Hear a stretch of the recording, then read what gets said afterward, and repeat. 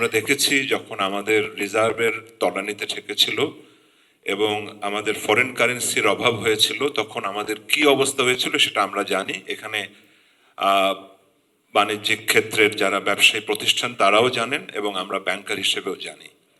তো সেটির একটা উৎসের কথা আপনি বলেছেন, রেমিটেন্স, সেটা 30 থেকে যদি 50 বিলিয়ন করা যায় সেটা আসলে খুবই একটি সময় উপযোগী এবং আমি মনে করি একটি সঠিক পর্যবেক্ষণ।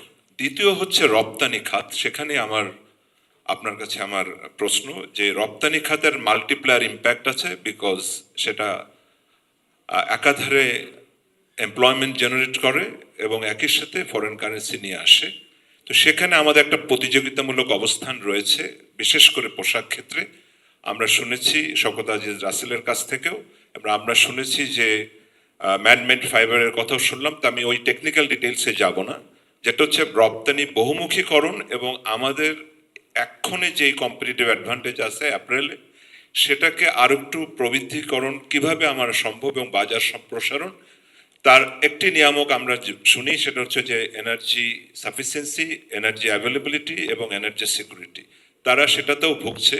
তো এই ব্যাপারটির দিকে আপনি নজর দেবেন এবং এটার সাথে সম্পর্কযুক্ত হচ্ছে বাংলাদেশের রেটিং।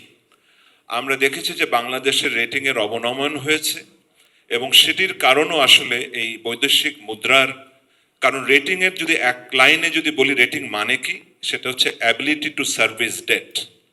সেটি যখন দেখা যায় যে মানুষ যখন এক্সটার্নাল ভাবে মনে করে যে বাংলাদেশের অ্যাবিলিটি টু সার্ভিস ডেট কমে গেছে, তখনই এই রেটিংটা কমে যায়।